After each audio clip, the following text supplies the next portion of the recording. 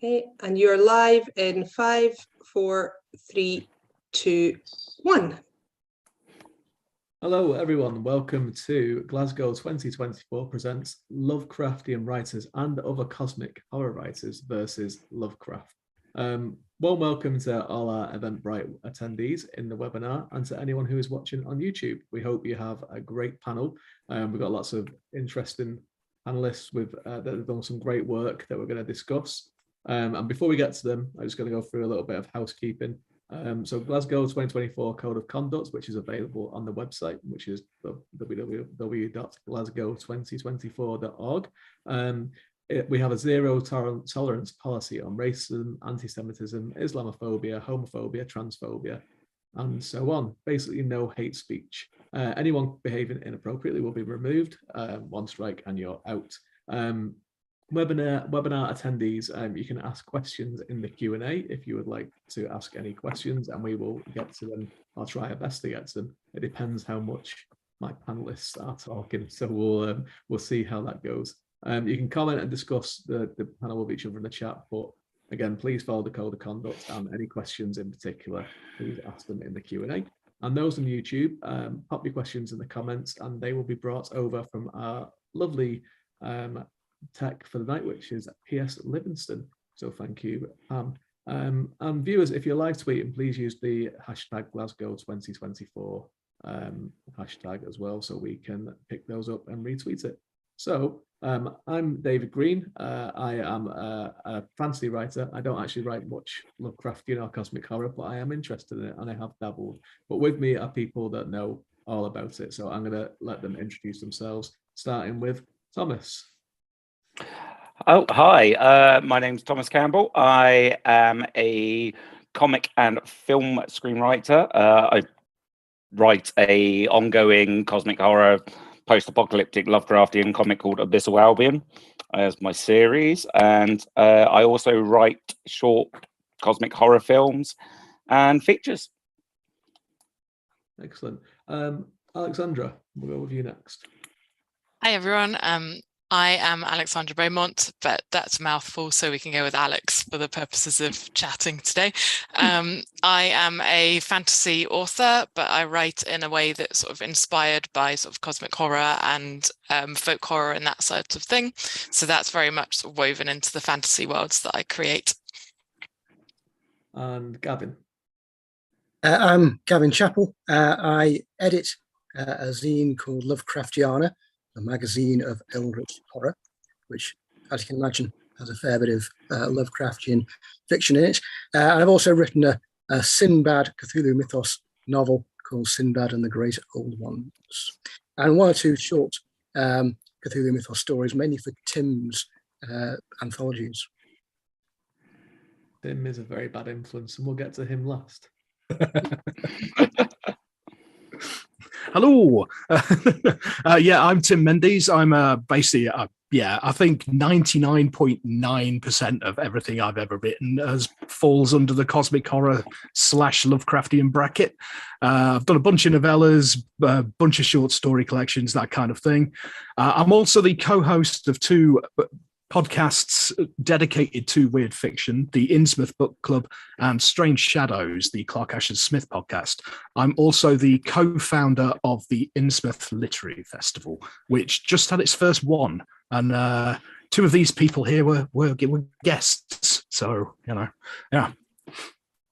We've all got you to blame. And I've Indeed. also done a Lovecraftian anthology with you as well. So you've ensnared us all in your tentacles.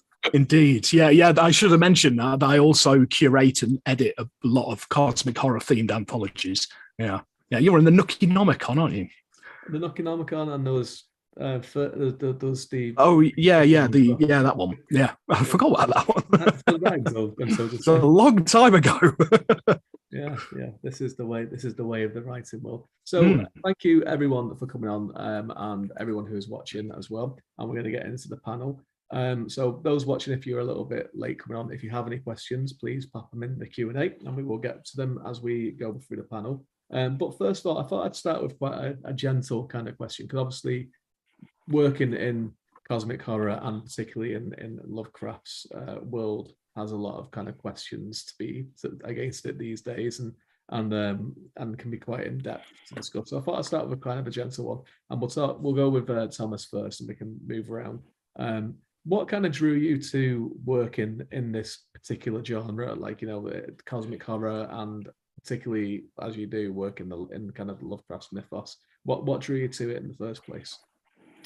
A lot of it, I've always loved cosmic horror. It's like that side of things. I grew up watching like Alien and The Thing, so that, I think what draws me to it is that sense of like the unknown, the fear of the unknown, everything like that, which is, you know, pretty much what the majority of it is about, and the general weirdness to it as well. It's just so bizarre.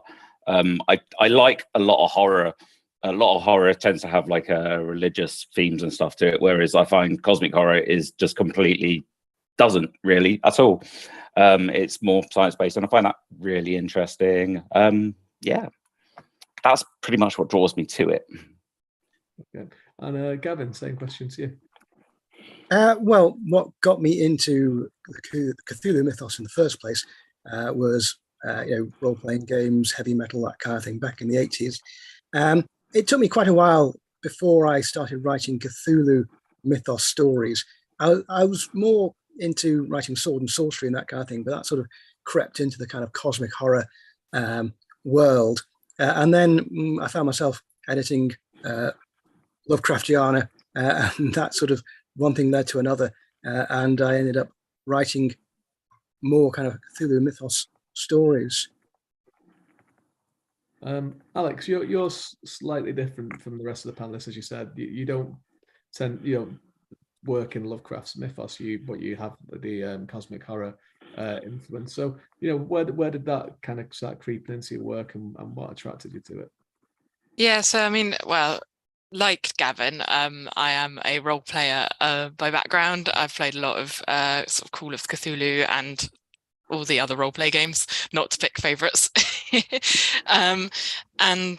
Yeah, so I mean, for me, I mean, I just grew up with like a love of folk horror and folklore and things like that, and sort of fairy tales, and sort of the uncanny, I think, for me is where it's at. Like, I'm not really so much there for the really overt horror where you just see the creature and it's there and it's very obvious. I like it when it's sort of subtle and it's behind the scenes, and you don't necessarily know whether it is a creature or whether it's sort of the figment of someone's imagination. That sort of duality is quite interesting to me. So really that sort of crept into a lot of my writing, which, while fantasy has quite a lot of that kind of what is real elements to it woven in.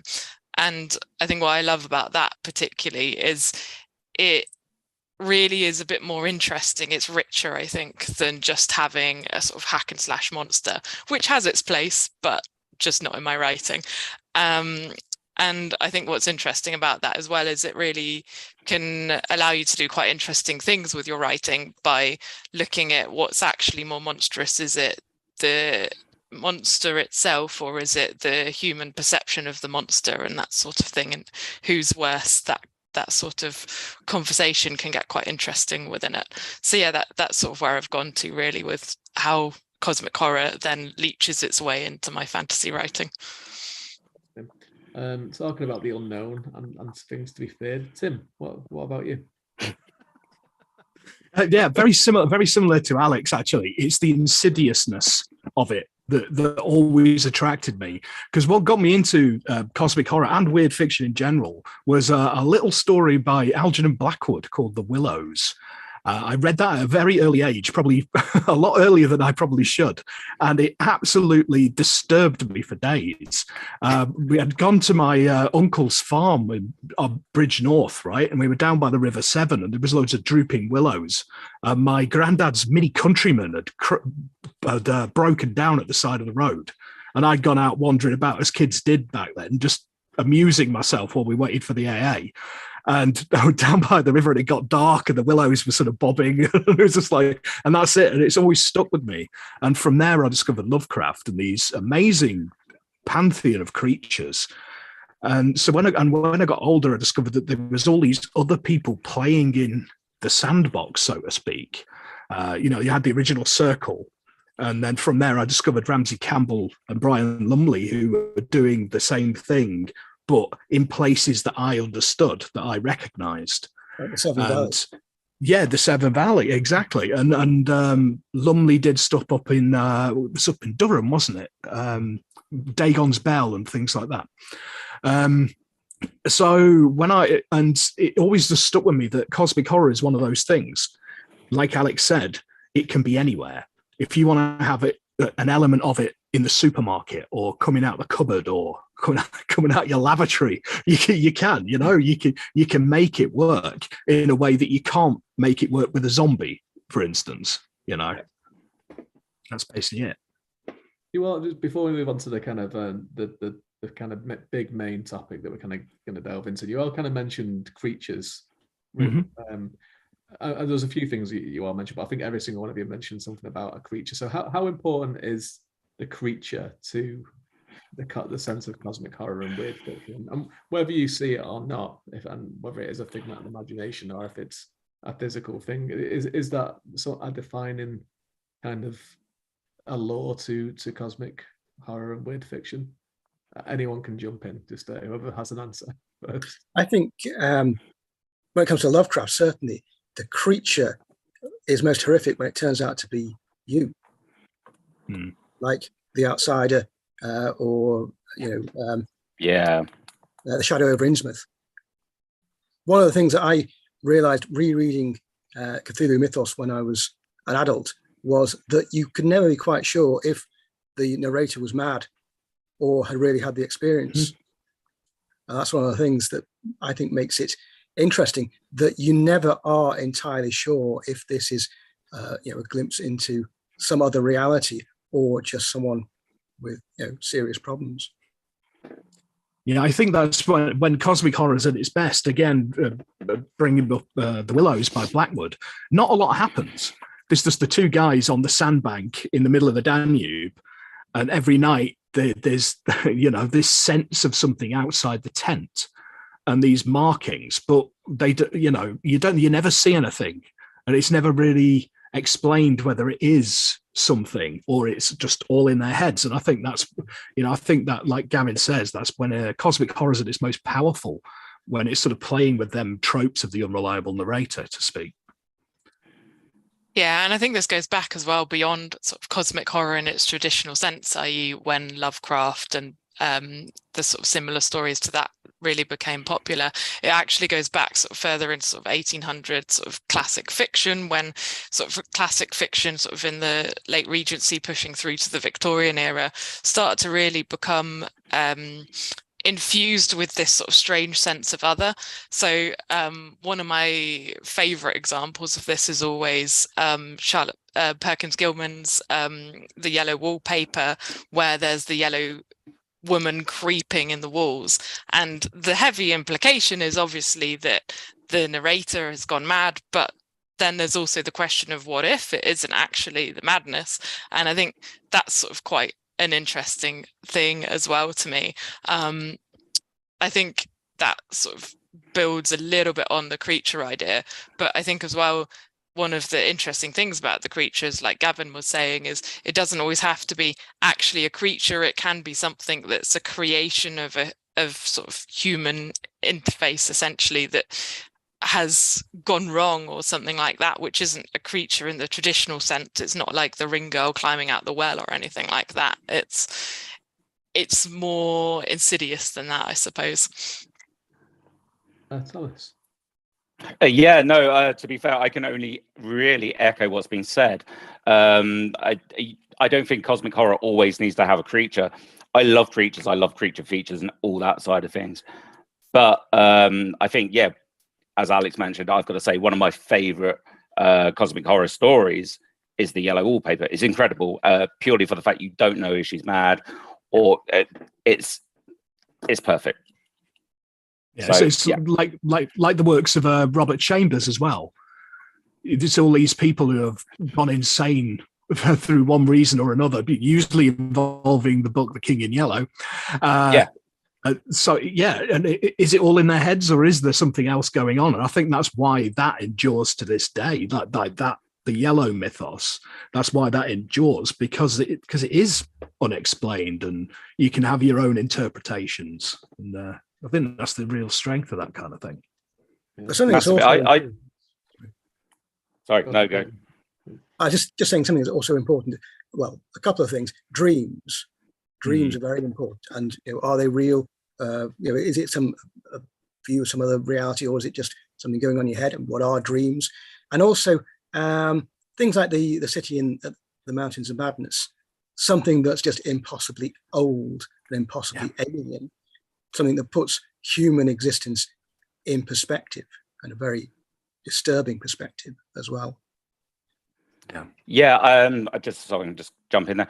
In regards to the dreams, I think the whole idea of dreams is massive when it comes to cosmic horror. I love the idea that it's almost like an alternative reality when you're sleeping. Obviously, I use it a lot in Abyssal Albion. But again, I think that certainly like Thomas Ligotti, again, it's not like creatures, and there's a very dreamlike essence to it all. I think that plays a massive part in itself. Yeah. Well, Ligotti really sort of channels in on that existential dread, doesn't he? And that's massively.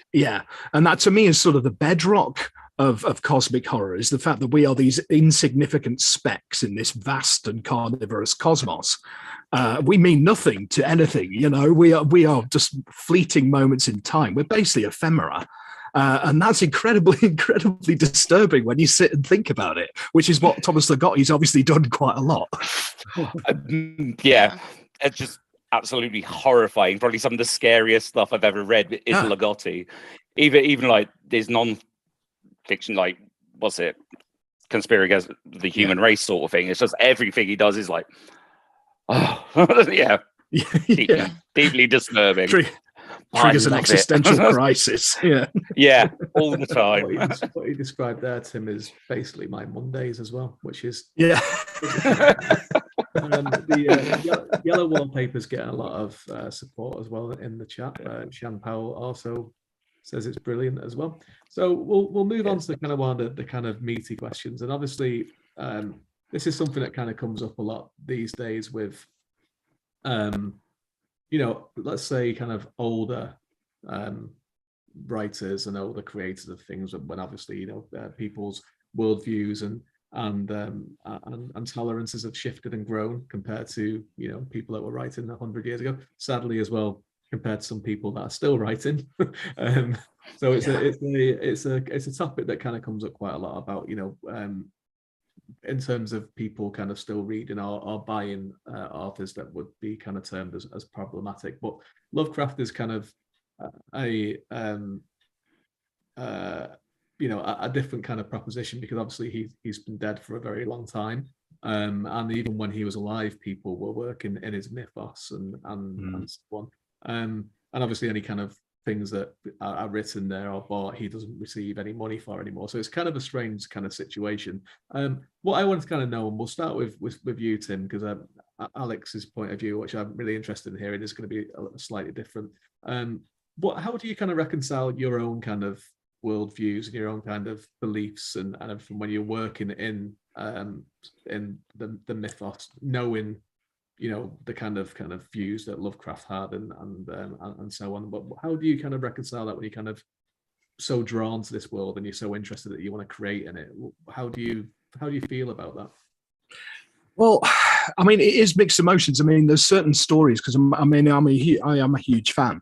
I'm a huge fan of his world building and his creatures and all this. But then there are moments. I mean, like stories like, for instance, The Horror of Red Hook and things like this, that I really struggle to read, because it's really uncomfortable. And I think the way I think about it is that it's good that I feel uncomfortable, if you know what I mean, because I should feel uncomfortable, because what he's written on some of them lines is absolutely abhorrent. Okay. And the fact that I find that offensive, it kind of validates my own worldview in a way, because my sort of life has been totally different.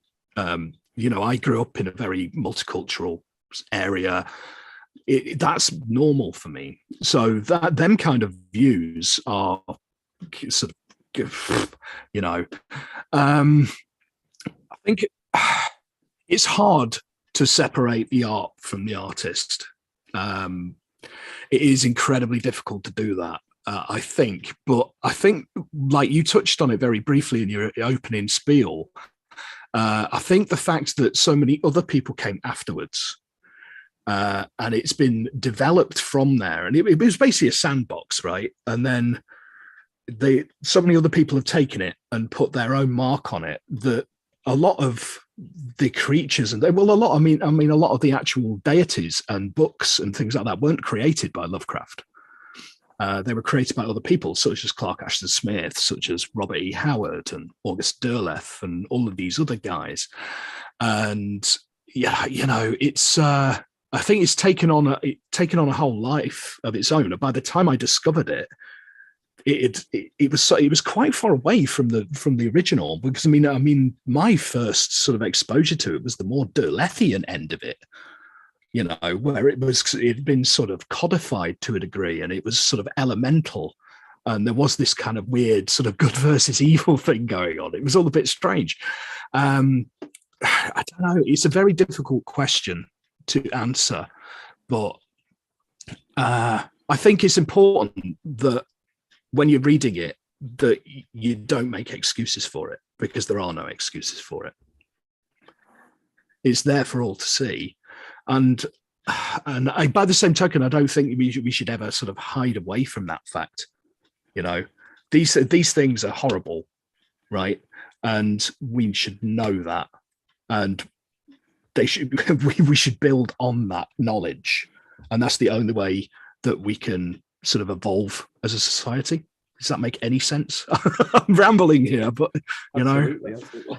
Well, what we'll do is we'll switch to Alex before we get to Gavin and Thomas, because obviously your relationship is a little bit different because you don't work in the boss and you do this. So I mean, what's your kind of view on this kind of predicament, I suppose, is the best word for it? I mean, sort of building a little bit on what Tim said, to be honest, that there's so many people that are now working in this kind of space, whether that be directly in Lovecraft's world or in worlds inspired by Lovecraft with other authors and things, or whether it be authors such as myself building their own sort of fantasy universes and that sort of thing. Really, my mantra on it, I think, is make it all irrelevant, make what came before irrelevant, because there is so much now that we can build that's sort of diverse and inclusive. And I mean, that's something I'm really passionate about, because even in sort of my lifetime, sort of growing up, there wasn't fantasy that was queer normative. There wasn't fantasy that like everything was man and woman. And obviously now we're a bit more progressive than that. And so, for instance, I'm one of the sort of fantasy authors that are writing queer normative societies. It doesn't matter, sort of in my first book, Testament of the Stars, it doesn't matter whether you're male or female or whichever way, sort of you can marry whoever you like. It's nothing to do with sort of who you are from birth. It's who you choose to be. And that's something that I'm very passionate about including in books, because I, again, didn't have that growing up. And so I didn't feel very seen or accepted in some of the books that I read growing up. But that's different now. There's so much fantasy out there that is diverse, and whether that's through sort of gender topics or whether it's orientation or it's race or anything like that, I think it's very sort of progressive now. And so yeah, I'd really just reiterate that on sort of make what came before irrelevant, because there's so much we can do now, and it's our jobs, I think, as well as authors to update and be progressive. So that's something that I really try and do in all of my books, is just make it feel as open and for everybody as possible, because really that's how we move forwards, right? And my wrap-up thought on this is it really doesn't matter, as sort of as Tim said quite early on, actually, which made me laugh because I wrote this down before this session. It doesn't matter to cosmic horror entities who you are. They will make you mad irrespective of who the hell you are. Absolutely. Yeah. Just quickly building off what you were saying there, that's kind of what I'm kind of driving at is like now you see a very diverse range of authors writing in the Cthulhu mythos. It's like I brought up Horror of Red Hook. There's a brilliant novella by Victor Lavelle called The Ballad of Black Tom, which is told from the perspective of one of the kids who grew up in Harlem at the time of in Red Hook, sorry, not Harlem, at the time that that story's taking place, and it takes place around the same time, and it gives it a completely new perspective. And I think that's the way to sort of, if you are going to look to the past, that's the way to do it, is to look at it from the other side of the coin and sort of build on. I mean, like Lovecraft Country is probably a better known example, but something about Ballad of Black Tom I thought that was an absolutely tremendous novella, so that's what I would definitely recommend to people. Well, from Tom to Thomas, how do you feel about this? I can't really again echo what everyone else says. I like the fact that because it's such a sandbox, we can sort of, there's so many people that play in it now, we can reinterpret stuff, and certainly we should be critiquing what was done, and we can do that through our stories, all that side of things. Ballad of Black Tom's brilliant. Really, as a white male, I find it really hard to talk on the subject because, I'm not of, I don't feel, I'm just, as Tim mentioned before, it makes you uncomfortable to read these sort of things as well. And I think if I wasn't uncomfortable reading them, then there's something severely wrong. But actually we need allies, right? So absolutely. Yeah. I mean, I've always been, don't get me wrong, like, I've in my in Abyssal Albion, my main character, I purposely chose to make a character that's non-white, male, straight, all that sort of thing. So as telling the things, we can criticize the previous stuff that, like, from Lovecraft mythos and all that. So just see something in the chat. One or two perspectives on this. One is that when I first read HP Lovecraft, previously I'd read other writers from the late 19th, early 20th century, like John Buchan, for example. Now, John Buchan doesn't write cosmic horror, didn't write cosmic horror. Rider Haggard, all sorts of other writers from that sort of period. I read them, I enjoyed them, I found them fun. Every now and then you came across some racism. And I just said, oh dear, and just carried on. That was my approach. When I read H.P. Lovecraft, same thing. When I read Robert E. Howard, same thing. So, well, that's how they felt back then.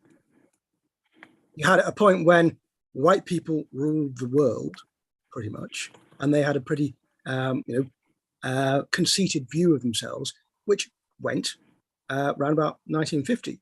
Now, Lovecraft came out of that, okay? But Lovecraft says in The Call of Cthulhu, primal emotion of man is fear, and fear of the unknown. Now, fear of the unknown is xenophobia. His xenophobia included racism. It also a hatred of miscegenation, also a fear of cold temperatures, also a hatred and fear of fish. He was scared and horrified by all kinds of things, and that's where a lot of it comes from. Now, does that make the Cthulhu mythos tainted by where it comes from in time? Because at that point they had a particular view that we don't have, or is it the fact that the Cthulhu mythos has continued to the current day? Does that show that it actually transcends the political concerns of the 1930s? That's just what I have to say about it. It's an interesting thing. I think you all kind of touched on it as well, about how there is that kind of evolution of the subject matter, and that was one of the things I wanted to kind of talk a little bit about after this one, was that you've all kind of mentioned a little bit of your own evolution and what your passions and what you bring. So just what, as a, and this is a little bit of time for you as creatives to kind of pick up what you do, and we'll start with you, Thomas. What do you feel that you have brought to the mythos? What is it that when you're looking at kind of growing this thing and bringing it out from, as Gavin says, the political concerns of the 1930s, what is it that you have added to this, and what are you kind of passionate about bringing to the mythos? It's definitely try to maybe modernize it a bit. I like playing within like the modern context of the mythos itself, and again probably challenging some of the more horrible bits and adding political side of things. That's my favorite bits, and what I try to bring to it within my own work. I don't know if I succeed. That's certainly what I'm aiming for. And how does that work? I'll try and tailor this to each one of you. How does that kind of work? I mean, obviously you do quite a lot of comics and graphic novels. Yeah. So how does that? Obviously, it's a very visual medium. So how is that kind of? How does that affect your work when you go into it in terms of like, it is so more visual than probably what everyone else does on the panel? Oh God. So yeah, trying to think now. So with obviously with writing, the visual side of things. A lot of Lovecraftians, like, you don't really show it, do you? So it's trying to get that underlying. I certainly have to show it because it's quite a visual thing, and certainly the way that I do things, I do like to show a fair bit. It's a tough one, to be honest. It really is a tough one.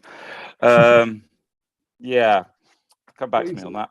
Yeah, I will. I'll come back to you. I'll let you have a little think. But Gavin, do you have what is it that you kind of what is your kind of like main focus when you're working in the mythos? I think probably my main, there are two approaches I've got. One is either to have fun with the world that Lovecraft and chums invented. And on the other hand, there's the taking those sort of ideas, but combining them with my own personal experience of life and turning them into something which I hope is, horrific, possibly, has some kind of repulsive thrill to it, in the same way that the Cthulhu mythos has. Repulsive to, possibly more repulsive than cosmic, I'd say. I think I prefer, or I'm better at making things horrible rather than giving you a sense of vast eternities crushing down upon you. But I also like to have fun with the mythos. I think it's a great mythology, and it's a great background to put stories in. I think it's amazing that a mythology has evolved, come into existence. And okay, no one apart from a few deranged occultists really take it seriously, but at the same time, it has the same kind of coherence that the Greek myths have, or the Norse myths, or anything like that. And writers can take a little note in a footnote in one story and turn it into some huge epic somewhere else. But yeah, I mean, I like to sort of do my own thing with it, and also I sort of go somewhere outside the mythos, possibly, or have fun within the mythos. So Tim, we know I once referred to your particular work as Carry On Cthulhu. Yes, with your love of bringing a bit of a dash of horror a dash of comedy into the mythos. And obviously as well, you set out most of your stories in Cornwall as well. Indeed, yeah. Not to actually answer the question for you, but I'll go for it. I'm having an easy time. Let you jabber on for a bit. What was it? I mean, what was it? A conscious decision to kind of bring a lot of humour into the mythos, and was there a reason for that? Initially, no. It was kind of like some weird osmosis. Initially, I did like a lot of people. I started out trying to write in Arkham and Innsmouth and realised I didn't have a clue what I was talking about. I'd read the letters between Ramsay Campbell and August Derleth, when August Derleth said basically to Ramsay Campbell, these stories are good, but go and rewrite them in some way you know, because it's obvious that you don't know New England. And that's what he did. And he created his own milieu, the Severn Valley, as Gavin said earlier. And so I wanted to do the same thing. So I sort of sat down and I thought to myself, where would be the analog to me in the UK? Because I wanted to make it incredibly British. It's that whole sandbox thing. I wanted to bring my own toys to it. And I have a very sort of British outlook on things, like the comedy. I mean, it sort of started sneaking in. I was trying to do like really proper horror stuff, but people were laughing at some of the character interactions, because it's that sort of like the absurdity of the mundane, you know. Just everyday normal people are hilarious, you know, in their everyday, what they do, you know, people do some incredibly strange things. So I was sort of drawing on personal experience, like Gavin said. I wanted to put my own sort of personal experiences of it in. And I spent a lot of time as a kid with, like, my granny was a member of the Women's Institute, and you know, knitting circles and all this kind of, you know, village green Britain, and with it, because of that, and the fact that I was pretty much raised on carry-on films, that the double entendres started to sneak in. And it was, somebody described one of my very early stories, a short story called What the Butler Saw, as a cross between P.G. Wodehouse, the love child of P.G. Wodehouse and H.P. Lovecraft. So I went, I still to this day don't know whether it was a compliment or not, right? It may not have been, but I just sort of ran with it. And so the next thing I wrote was the novella Spiffing, which is very much so PG. It's basically a Jeeves story with Nyarlathotep. And it just kind of went from there, because I'm one of those people, I don't think I could be entirely serious if somebody had a gun to my head. I'd still be making stupid jokes and all the rest of it. Do you know what I mean? I'm one of them people. I think it's my defense mechanism, you know? So when I've got characters in these kind of situations, that defense mechanism comes out the characters' mouths. So I don't know, weird osmosis. That's basically what happened. Well, and it works as well, which is the good thing. And I think that's, as you've all mentioned, that, like, you know, it's such, the mythos is such it's so flexible and malleable that you can imprint your own thing onto it. Alex, obviously, again, you're kind of coming from a slightly different approach and angle. You talked about how, like, you know, representation is very important, inclusivity and diversity. Would that be the core of what you kind of try to bring to cosmic horror and fantasy?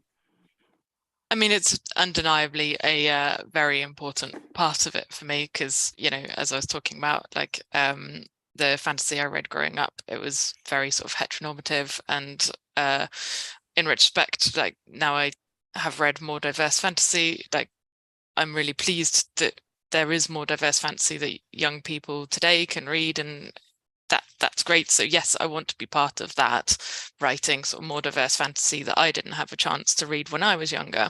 So yeah, very important. I think it's important to sort of broaden your horizons in that respect as well, because obviously I think what is something that we often need to be careful about is commenting with authority on things that we maybe don't have direct world experiences of. And for instance, we're a very white panel, and we're talking about subjects of race, and so there's a little bit we need to be careful there, I think, with that kind of subject matter. But I mean, I wouldn't say that's all I do with it. I mean, diversity is a very key part of my books. Testament of the Stars, as I said, it's a queer normative society, and that sort of features in my second book as well, Dissonance of Birdsong, where again I've sort of tried to go for a similar kind of queer normative vibe, but with done in a slightly different way.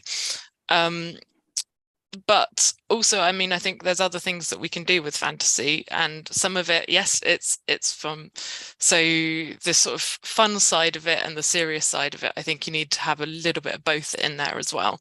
So the serious side of it, I mean, I've talked a bit about the diversity, but also I think you can really use fantasy to hold up a mirror to reality and sort of talk about, sort of guide your story towards issues that have relevance in the real world as well. For instance, Testament of the Stars was set in a fantasy world, but was very much talking about sort of what people would do for power, and the logical extension of that leads people to do some quite grotesque things towards the end of the book, but you know, no spoilers.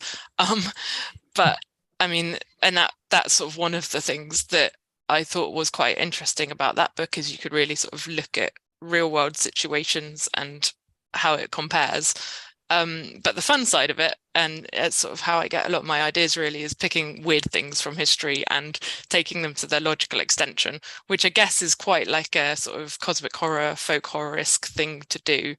But for Testament of the Stars, just to stick with that analogy, is I took sort of the natal astrology ideas from the Tudor era and the sort of the Elizabethan era to their logical conclusion, which was basically people believed that the star you were born under set the path of your life. So I basically took that to its extension and made it a religious system.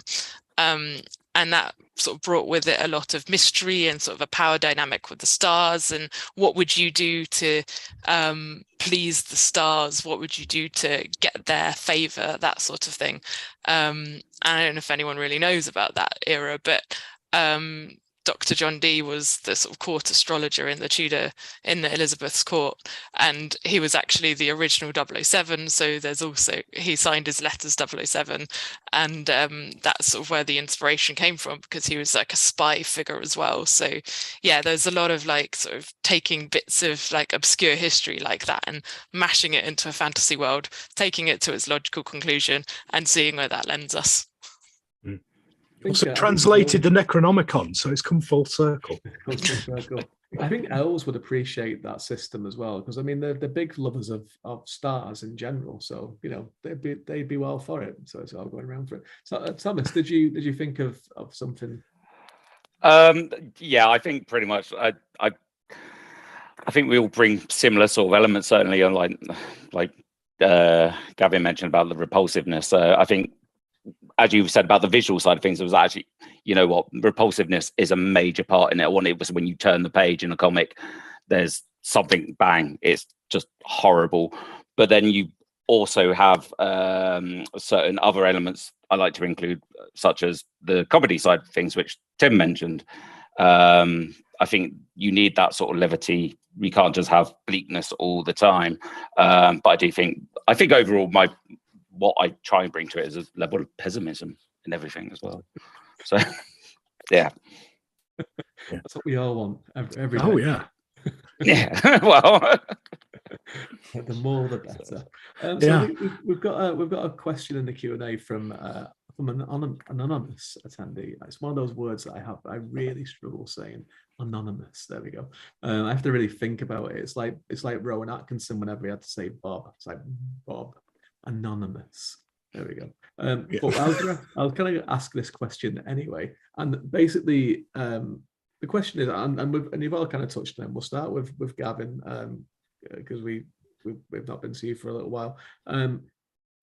What is the enduring allure of the mythos when you kind of break it down and really kind of think about it? Like you mentioned, I think before, that like it's been going on for a very, very long time, and it's never kind of gone away. Like it's had probably a few kind of peaks, particularly in the 80s, with a lot of like, you know, there was a lot of film adaptations and are based on like Reanimator and stuff like that. But it's never kind of going away, and it kind of does come back to a higher point every so often, but it never fades completely like some kind of subgenres do and some other kind of niches do. So what is the enduring allure, in your opinion, of the mythos?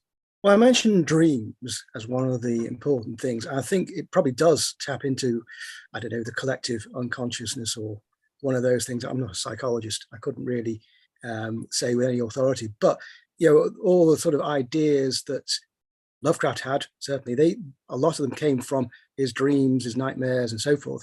So I think possibly something like that kind of surreal element taps into something that is, within everyone, possibly. Also, that people are talking about existentialism. I mean, existentialism was a reaction to the idea of the death of God, and the idea that all the sort of things that were discovered or in the 19th century, evolution and so forth, completely changed people's views of the world. In Western society, you had a very rigid view of the universe, and over the through the Renaissance, Enlightenment, and onwards, you had all that chipped away until eventually you had a cosmos so vast that humanity is just completely and utterly insignificant, and that's exaggerating its significance, I'd have said. And I think the Cthulhu mythos, Lovecraftian fiction, whatever, is a mythology, just like the mythologies of old. It's a mythology of a universe that is incomprehensible, the universe that is part of our worldview. The scientific worldview is a universe that we will never really understand. We can understand this bit and that bit, and we can link a few things up, but we're never going to understand the whole thing. And that, I think, is what the Cthulhu mythos is, a bizarre and grotesque mythology that expresses that in the same way that the Greek myths expressed the worldview of the ancient Greeks. So I think it's, even though it's an underground thing, I mean, we all know who Cthulhu is, but you mention that to most people and they would say, what? Hey, what are you talking about? It's the other thing about it is it's a bit like joining a cult. You've got all weird names, and people, if you're part of the cult, you know what people are talking about. If you're not, what on earth are they on? Oh God, what yeah, people, I know people who are quite into horror, and I mention this kind of thing, and they say, what are you on about? Hey, but people who are into it, people who are part of the cult, understand exactly what you're talking about, and they'd know what you're talking about if you mention the Plateau of Leng, or you might have a disagreement about how you pronounce a particular Cthulhu deity or whatever. But yeah, it's like a cult in a lot of ways, and it's got a very powerful kind of unconscious element to it. I think that's probably why it's so enduring. I could be wrong. As a big fan and fantasy writer, the mispronunciation of specific things is something that keeps fandoms alive. For many. Absolutely. Yeah. I've had readers of my own books get in touch with me and say, "You pronounced this wrong." That's brilliant. That's tremendous. Yeah, I just wanted to say about Gavin, you just made me remember something. At the Innsmouth Literary Festival, there was these two poor people on the cafe, right? These sort of normal, everyday people working on the cafe. There's all these people walking around in T-shirts with these tentacular monstrosities on the front, talking about Sarfoghua and Nyarlathotep and all this kind of stuff. And I was just thinking, those poor people, they must think they've just beamed in onto another planet right now. Wasn't the venue itself like a church of some sort? Yes, it was. Yeah. It was. That must it was have run made it by even a a bit more. church. Yeah. Yeah. It was a bit surreal, but very surreal. But yeah. Well, Tim, while you've got the microphone, why don't you kind of think, expand on this a little bit more? But I mean, what do you think is the enduring allure? Because I mean, it is kind of like a cult, but I suppose all things kind of are really, aren't they? Like, oh yeah, definitely, yeah. Very much building on what Gavin said. I mean, for me, there is that sort of existentialism aside. I think why it's enduring for a lot of people is that it plays on primal fears. It's the thing you're in the woods, and you're safe. You can see a house, you can see the lights, but there's something in the back of your head saying, "Did you hear that rustle? Is something behind you?" Do you know what I mean?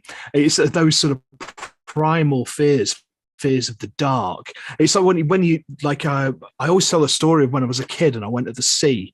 I think it was up in Scotland, and it was the first time I'd ever felt seaweed between my toes. And I didn't know what it was. I was very young and I panicked. And I ended up falling on my backside and the spray up in the air and salt up my nose and all the rest of it, because it was this horrible, slimy, squidgy thing. I think it was like bladderwrack or something. So it was like all poppy and weird. And I was just like, what was that? What was that? So it's that, again, it's the famous quote, isn't it? It's the fear of the unknown. Because, I mean, some guy in a hockey mask with a machete, yeah, that's scary while he's chasing you, but you can see him, you know, and you can potentially get away from him, you know. If you got a chainsaw to hand, you're sorted, right? Whereas something lurking in the like another dimension, popping a tentacle through here and there, that's scary because you don't know what you're facing. So the main criticism, I think that's what. Yeah. Yes. Yeah. I was going to say the main criticism with ghost stories is the end.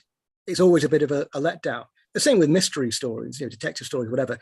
The end is always a bit of a letdown. You got all that build up, and then, well, the butler did it, or whatever. Yeah, but with cosmic horror, you never really know the answer or the solution or whatever. Yeah, definitely. Tim, as an artistic person, you gave me a full body cringe describing the seaweed. The talk about this. Why? How dare you do such a thing? I do apologize. But that is basically the bedrock of what I try and do in print. That's entirely what I want to do. I mean, I'm just grateful you didn't start talking about the smell of seaweed, which also exacerbates that problem, right? Well, that's a cosmic horror all of its own, isn't it? Yeah. Rotting seaweed. Oh. Someone said about one of my stories recently was they felt filthy for weeks afterwards. Nice. You just like to sink your tentacles into people's senses. That's what you like to do. Yeah. Thomas, same question to you. But about what's enduring about it. Enduring, sorry, yeah. Yeah, I again can only really echo. I think a lot of it is just the mythos itself. Like Tim mentioned about like slasher films and books and stories like that. They're generally there's a known presence. You know what's coming after you and all that. But with cosmic horror, certainly with Lovecraft mythos, you never quite know. I think it's fantastic. In answer directly to the question, I mean, the question mentioned about should we put it aside? And I think there's so many people out there now creating their own mythos that are very touching based upon that. Certainly within films, there's been some fantastic films that aren't directly Lovecraftian, or they are Lovecraftian, but they're not Lovecraft as such at the moment. And I think that's great as well. So I think it's just the general idea of cosmic horror itself it's something I think everyone can relate to at some point, this absolute sense of cosmic dread. We all have it at some point in our lives, that something's out there and we're nothing. And I think everybody feels that. So I think it's that shared connection, isn't it? We all do it. I can't think of a single person that at one point probably has not ever had some sort of crisis on who they are. I think we all have. Oh yeah. I'd like to think we have. So yeah. And I think that's probably the enduring thing about it, is that it really is just the horror of being, isn't it? Yes. Horror of existing on this Yeah. earth. Yeah, absolutely. Yeah. Alex, just from a slightly different direction, and kind of looking at it from outwards in and from your perspective of cosmic horror and fantasy. Is it something that the breadth of voices that now contribute to this genre, this subgenre, is that got something to do with how it's continuing on, that there's so many people bringing their own point of view and perspective to it? Yeah, I mean, I think there's certainly a great element to that. I think that so interestingly, this is actually what I wrote my dissertation on when I did sort of English literature and creative writing course.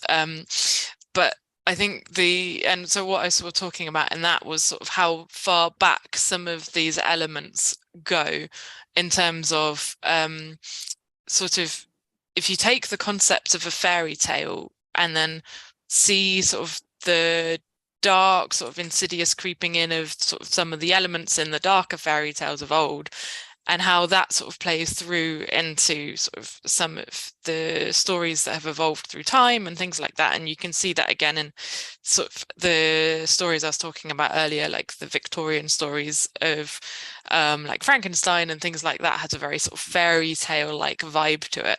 And that then pulls, you can see some of those topics sort of still pulled through into sort of modern fantasy and sci-fi, which is really something that I find sort of interesting in terms of how, as you say, sort of a lot of that is sort of people still contributing to that space and bringing it forward. So a lot of people, obviously folklore has had a bit of a resurgence in fantasy recently. People are writing sort of retellings of folklore stories, sort of like direct retellings, but redone in a sort of fantasy world setting and things like that, which I think is keeping all of that kind of atmosphere, those stories alive. But I think what that then means as well is, if you think about it, all of those themes having gone back so far, it sort of becomes part of that almost oral tradition, part of that sort of human storytelling instinct almost, in that it's there and we recognize that theme and it's almost innately part of our cultures in some way. And so then when you find that again in a modern fantasy story, sort of taking those ideas and sort of leaching it into their writing, you can kind of automatically feel sort of almost a deja vu that then just sort of draws you into that story and like lures you along with it. So yeah, I think there is a great element of that. And I mean, while we have fantasy authors and sci-fi authors taking those concepts and building on them, it can also be really exciting, right? Because not only are you changing things of old, taking things of old, but you're also changing them for the future as well. Yeah. Interesting you're saying that about folklore, because I'm afraid I've got to go. Thank you very much. It's been very interesting, and I hope I've managed to contribute something.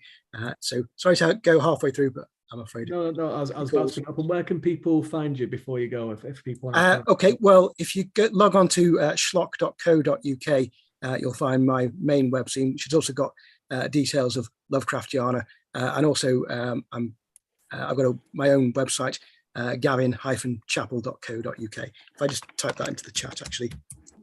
And thank you so much for coming on, Gavin, and we've really enjoyed your insight. Before you are swallowed by the great unknown, thanks for coming on. Thank you very much. Okay, bye now. Bye. See you, mate. Tim, back to you. Yeah, interesting you brought up the folklore, because to me there is a direct line from the old folk tales into cosmic horror and through all of weird fiction, really, through people like Arthur Machen, who was one of Lovecraft's chief influences, because most of his stuff was about folklore of Wales, you know, and Pan and the little people that live in the hills and all this. And like that was a direct inspiration on Lovecraft. But Lovecraft added the sort of scientific element of it to it, which Machen did to a degree in The Great God Pan, but he sort of, Lovecraft sort of took it and ran with it. And I think that it's basically like an evolution of the folk tale through your oral tradition, then even your penny dreadfuls and things like that, right? Into today, because I mean, there is a fine line between folk horror and Lovecraftian horror a lot of times. It is just giving a sort of extraterrestrial explanation for the folklore. It's sort of almost sci-fi take on folklore, you know. So yeah, interesting you brought that up. Yeah, well, that's one. Yeah. Sorry, Thomas, go ahead. No. I was just going to say I fully agree. I think like the cross sections of like folk horror and cosmic horror is absolutely amazing. I love both types for very similar reasons. It is like, certainly with folk horror, it's there's that, once again, just going back to like the things that lurk in the dark of the woods sort of thing, when cosmic horrors are the things that lurk beyond our known reality, it's quite similar in that sort of sense. And yeah, I love both. Yeah, because there is that. I mean, there's quite a lot of specific origin points for a lot of this kind of genre stuff. I mean, as fantasy writers, fantasy, there can't be a panel or anything that I'm a part of where I don't mention Tolkien at some point.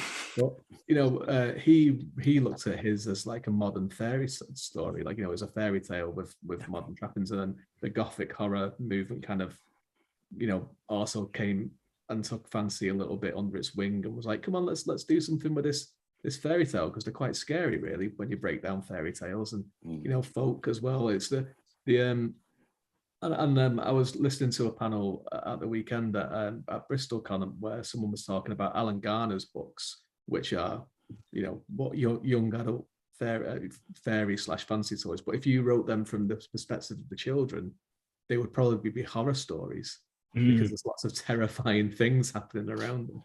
So when you're kind of writing these stories, and when you are kind of working in the cosmic horror field or Lovecraft mythos, how important is it when you are choosing that protagonist? Because you've all kind of mentioned as well that, like, the point of view of what is going on, the unreliable narrator, the process that they go through. How important is it when you make that decision, when you create that character, and how does that kind of feed into the rest of the story? And we'll start with you, Alex, on that one. I'll put you on the spot. Yeah, sure. So I mean, in Testament of the Stars, what I did was I went straight in and I wrote my main character being someone who was joining a cult, and that cult is the cult of the stars, and it's the ruling cult of the settlement that she lives in, and that was the main thing I wanted to do with it, really, was like follow her story, because then it sort of did make her an unreliable narrator, because she was becoming more and more embroiled in this world. And really, Anya's story is about realizing the truths of that as sort of her eyes are opened to it, because she goes in for a particular reason, which I won't spoiler, and then finds out a lot more about sort of the truths of it as she goes through the story. And sort of the idea is like the discovering of the reality and then tearing it apart later type thing. So that was how I did that for that one. But it's just sort of made it very easy to make her perspective questionable at first, as she bought into the idea of the cult, and then challenges it later. We've all bought into the idea of a cult once in our lives, at least. Thomas, I mean, when you're kind of choosing who to tell the story about from a visual medium, I mean, how important is that, and what is the kind of work that goes into it? I mean, I just like telling stories about people that are from pretty normal, what would be a normal background, just being thrown into absolute chaos and the horror around it. So a lot of the characters I choose are generally quite normal people. There's nothing overly special about them. They're just, and then I like to, it's then obviously creating the world around them and what the horrors that inflict them and how they react in that side of things. That's pretty much how I choose my protagonists, and that absolutely. In that way, it's just, I like seeing people suffer. No. Tim, I hope that answered. Tim, I mean, how I mean, I expand on the original question, but something Thomas and Alex both touched on there is having. I mean, how important to weird fiction and cosmic and the mythos is having just completely unremarkable people as the protagonists? To me, it's the most important thing. For my fiction, just talking from a personal point of view, is the most important thing. I don't like heroes. I think heroes are unbelievable. I'm quite. I mean, could you imagine how much of a bore some of these hero types would be down the pub. People are flawed by their nature. Everybody has quirks. Everybody has their own foibles and things like that. And that's something I really want to get into things, because I mean, that to me is a believable character. Their humanity is in their sort of fallibility, and and the way people, like I was saying earlier about the way everyday people react in extraordinary situations. I find it like, for example, when there was that terror attack in London, and the guy went and got a narwhal horn out of somewhere. And, do you know what I mean? It's that kind of response of the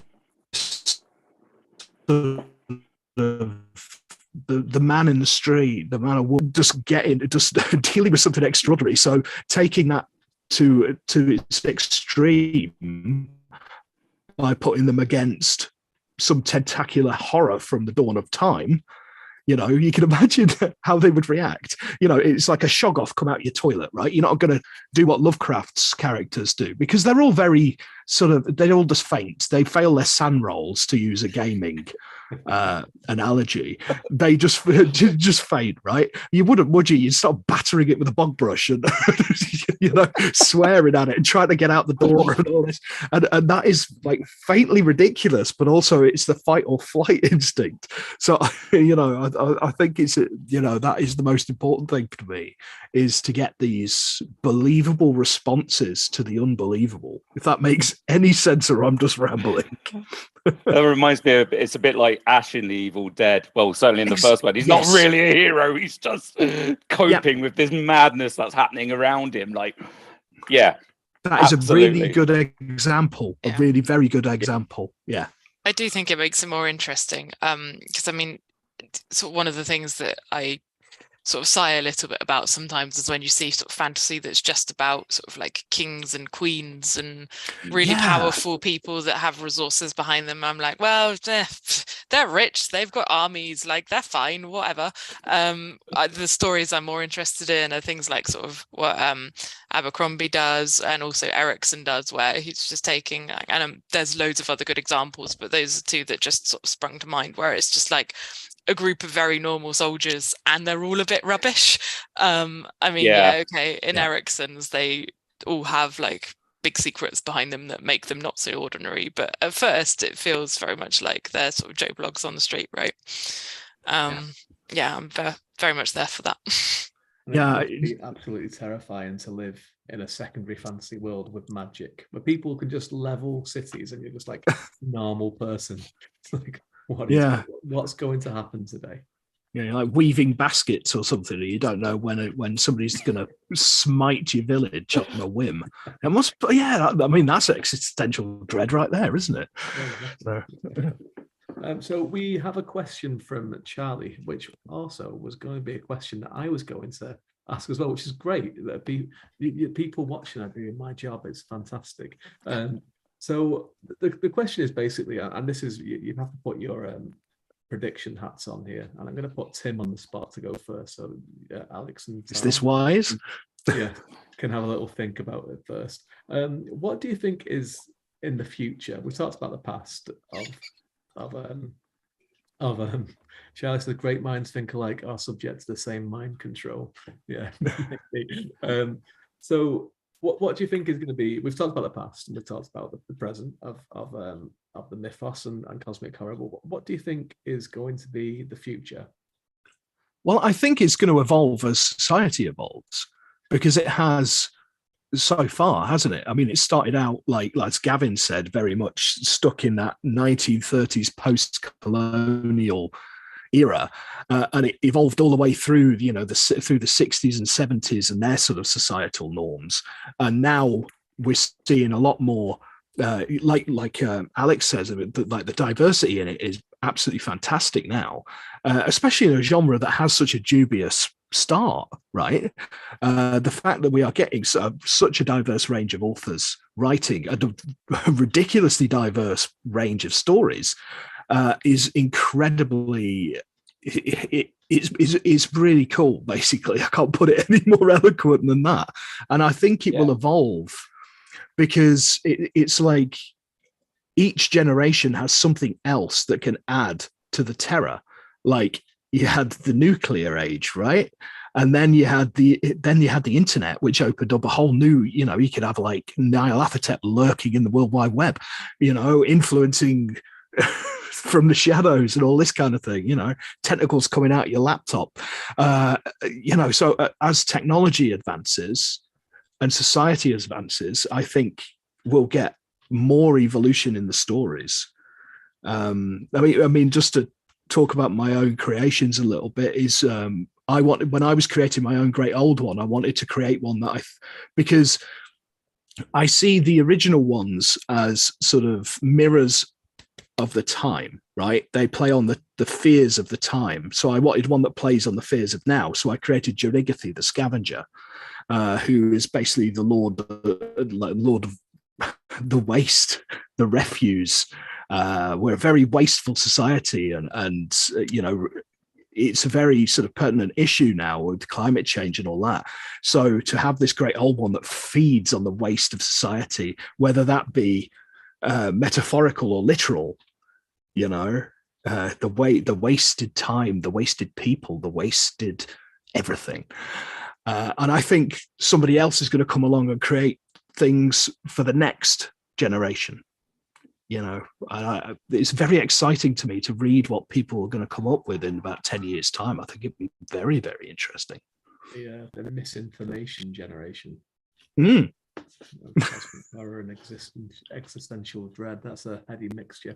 Tell us what you think in the future. Will it be more Nicolas Cage adaptations? I kind of hope so.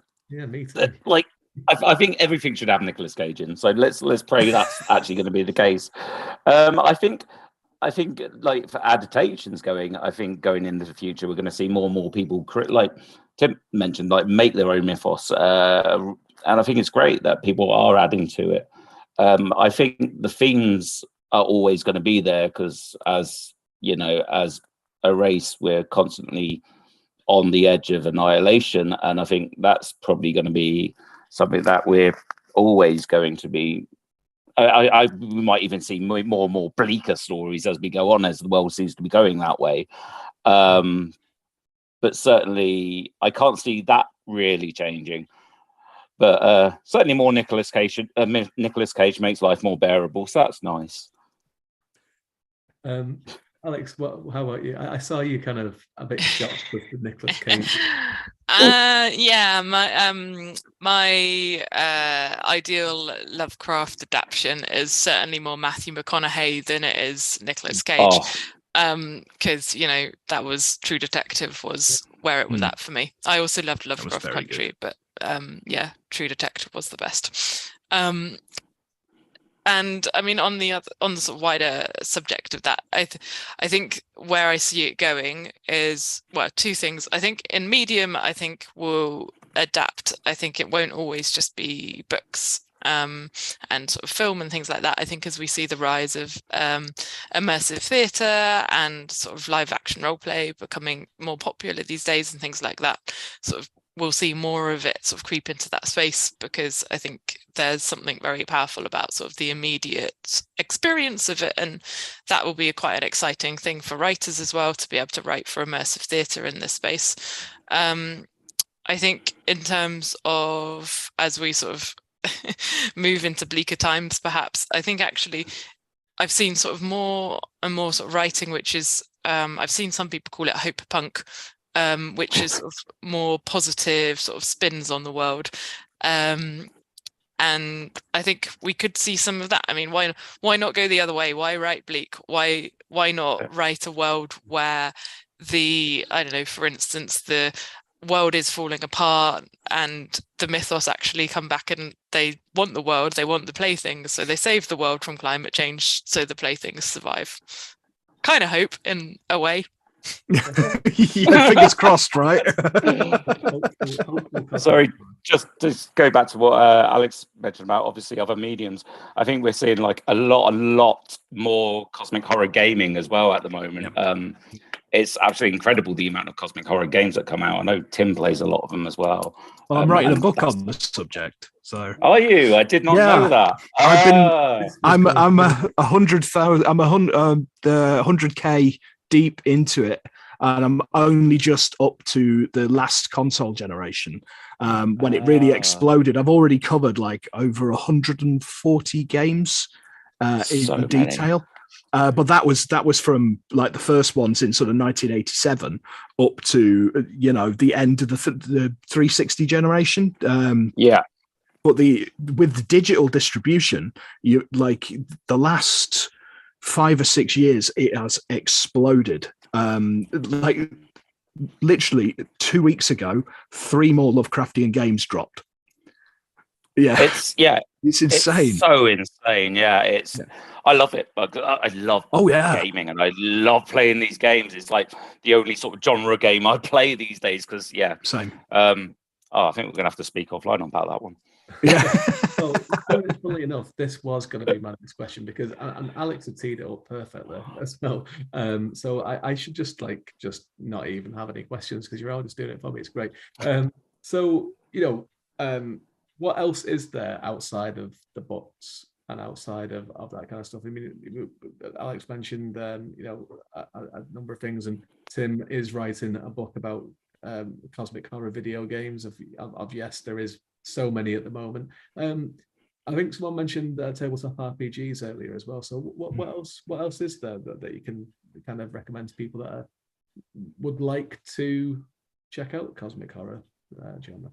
I mean, it would be remiss of me here to not talk about live action roleplay, which is like tabletop RPGs, but with costumes and in person. And it did make me smile slightly when you were talking about Carry On Cthulhu earlier, because I have actually played an excellent LARP called Carry On Cthulhu, which was a one-off game run by a friend of mine who, as part of a Cthulhu system called Disturbing Events. And it was excellent because it was very much like a Fawlty Towers type setting where we were going back to this hotel after sort of many years, and it was awesome. People trying to make a film which was like a sort of Carry On type horror film, but obviously it went bad as like the actual mythos came into the place. It was an excellent game. So yeah, I mean, I think that segues neatly into, I think, like LARP, I would say, is a great sort of medium to play anyway, whether you are into your fantasy, your sci-fi, your cosmic horror or whatever. Like it's a great medium to be part of a story. And actually I'd always recommend it to writers as well, because nothing really gets you in the skin of a character than playing them. And it's sort of been this much talked about thing that people who LARP can often write really good combat and really good sort of interpersonal themes in combat, because they've experienced it and they know how people tend to naturally react in that kind of environment. So would suggest. Nice. Maybe if there's any like kind of resources for that for people to check out, if you want to put it into the chat and people can kind of, if there's a good website for it, because that's one of the things about living in Ireland. There's not a lot of LARPing places in Ireland, unfortunately. Thomas, is there anything outside of the books and like obviously you're a comic book creator, so there's a example. So what other things are there? No, I mean, obviously, I'd say comics. I think there's great scope. There's actually so many good like Lovecraftian comics and stuff out there now. You just open up Kickstarter and you're going to see some indie that's putting out some really, really good stuff. And some really strange stuff as well. I just wrote a very short piece for a comic anthology that is Cthulhu Invades Neverland, and it's Peter Pan. Nice. And Call of Cthulhu. Awesome. My story is about Peter Pan getting corrupted by Nahalahotep. So yeah, there you go. I think comics is a great medium for cosmic horror, and obviously you've got the likes of like the comic greats like Alan Moore and Grant Morrison have all written within the genre. Obviously gaming and like that's even the gaming side of things, something I've dabbled in. I tried to write using a program called Twine, which is like a choose your own adventure sort of visual gaming thing to do my own adaptation of Shadows or Innsmouth, which I will finish one day. But yeah, there's so much that you could take it, and like they're the obvious for me. Tim, is after your months and months and months of playing video games, which is such a hard task that you've set yourself here. Oh, I know, right? Is there a better Lovecraftian video game than Call of Cthulhu: Dark Corners of the Earth? Oh, well, that's the thing. It's very subjective, but that has definitely got to be in the conversation. But I would always say one of the best cosmic horror video games is still to this day Amnesia: The Dark Descent. That's an absolutely tremendous game. In terms of direct adaptations of Lovecraft, I would, direct adaptation is probably a strong thing, but The Sinking City was very good, by Frogwares. And obviously their remake of Sherlock Holmes The Awakened. Frogwares in general, their games are very much my cup of tea. So I like that sort of old school adventure kind of element to them. But there's been a lot of very good indie cosmic horror games of late. There's been some really good ones. I mean, one of the best ones I'm going to have to bring up is one of the most random ideas you'd ever think of. It's a Lovecraftian fishing simulator called Dredge. And I adored that game.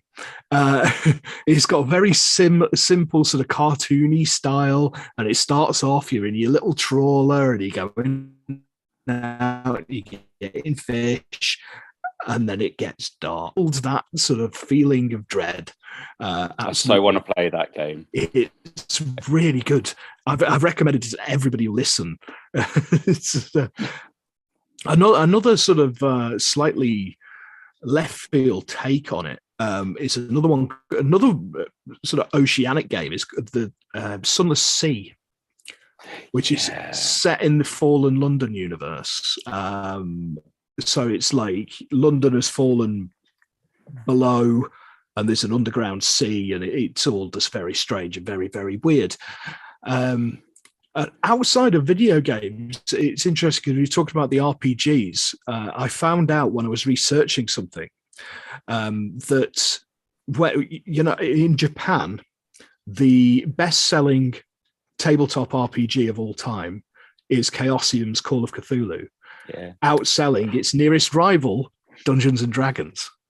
So I think that's very interesting to find out. But there's so many other games out there, like you've got the living card game, Arkham Horror, and you've got all the board games. You've got Pandemic Cthulhu and Cthulhu Flux and all these other things. I've even got basically a Cthulhuvian version of Scrabble called Unspeakable Words.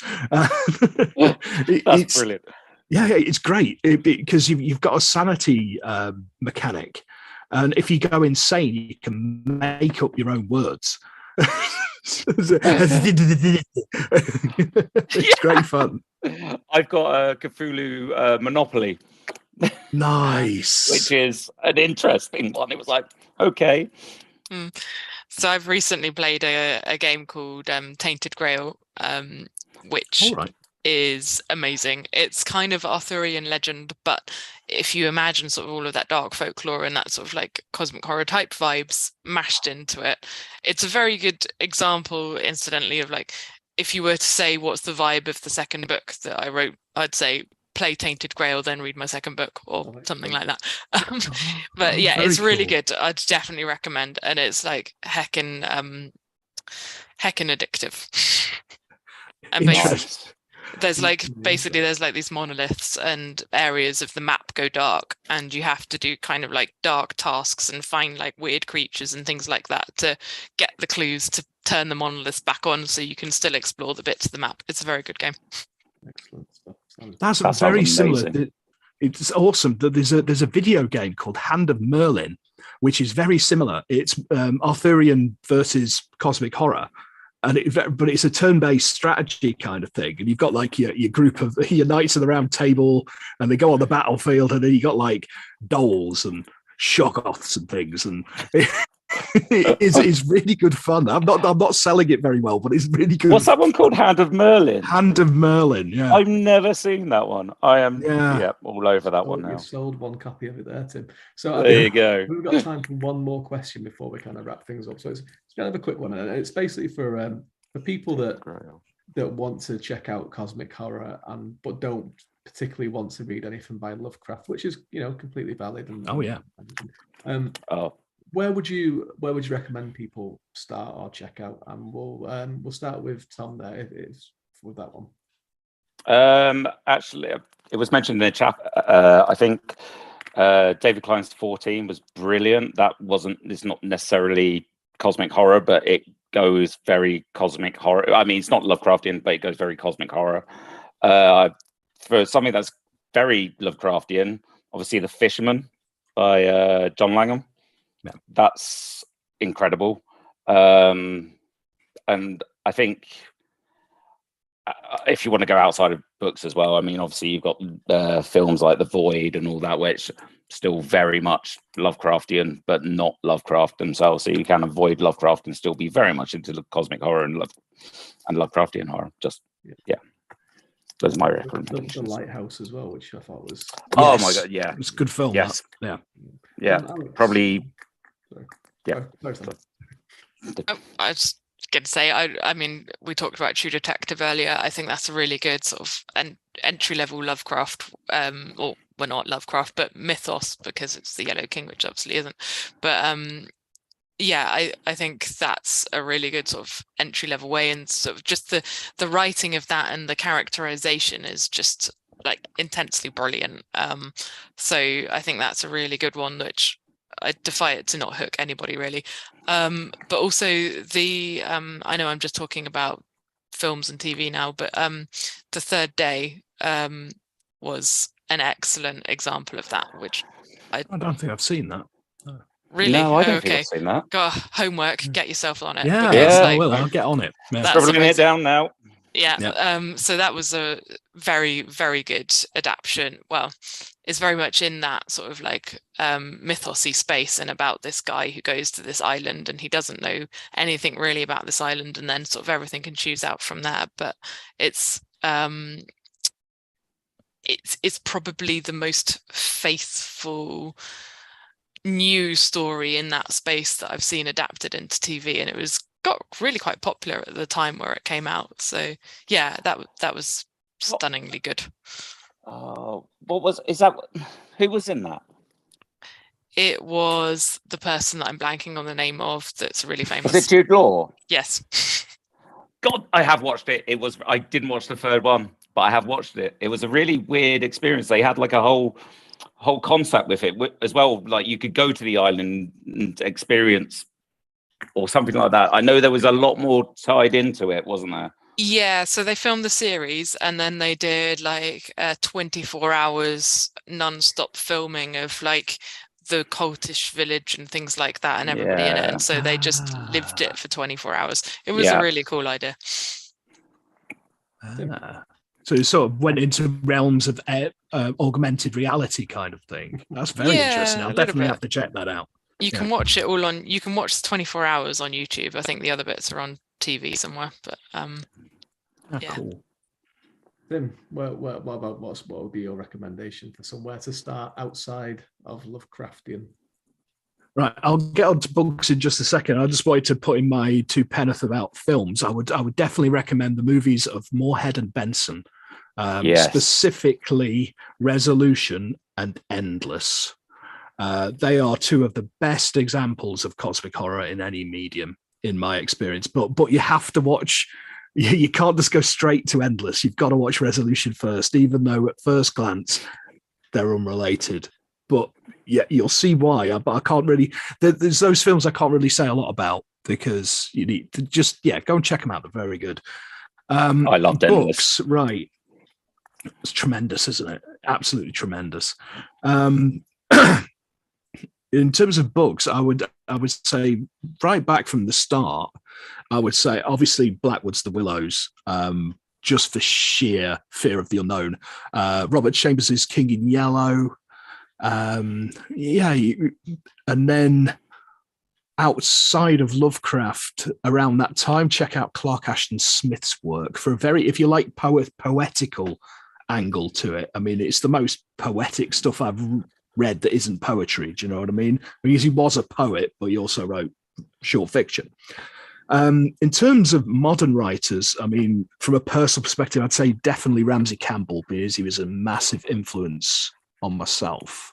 And I would say his recent trilogy, The Three Births of Daoloth, is cosmic horror without Lovecraft done pitch perfectly over 3 books. And yeah, really, really good stuff.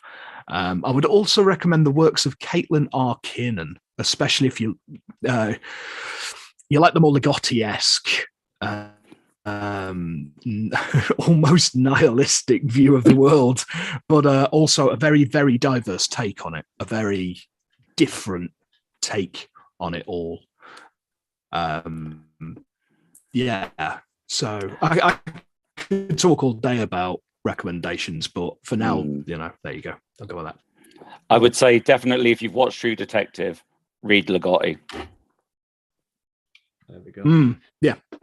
There we go. Well, yes, sadly, very much so. We have run out of time on this. We could probably, once recommendations start and things that people love, it could go on for another hour or so quite easily. I could have gone on for about 3 hours about on video games alone. I could be out here all night.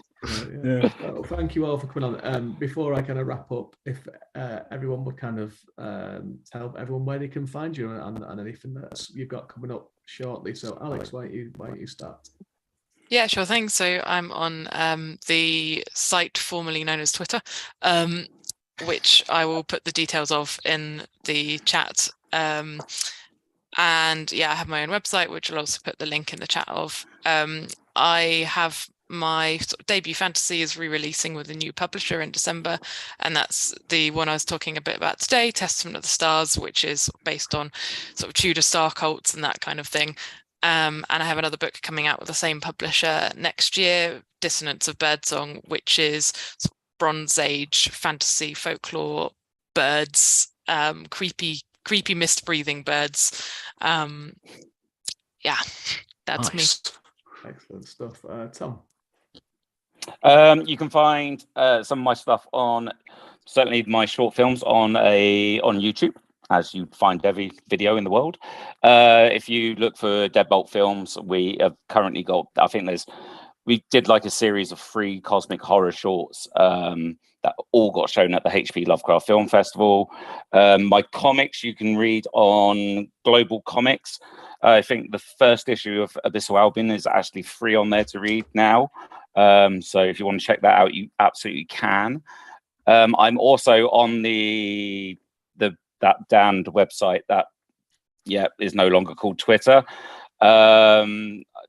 You'll find me. I post on my Abyssal Albion account. I also have my own personal one for drunken shenanigans, and then I have another one where I just repost eldritch horror stuff.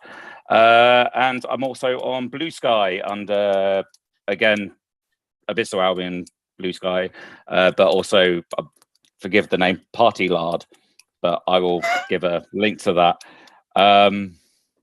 So yeah, I will share where I can. And Mr. Tim Mendees. You probably easiest to go on my website, but I haven't updated it in probably about a year, but it has got all of my other links on there. So that's probably the easiest thing. That's timmendees.wordpress.com. I've put it in the thing, I think. I'm blind as a bat. I thought, I won't need my glasses, but I can't see a damn thing at the moment. That's why I'm keep leaning in. That's probably the easiest place to find me.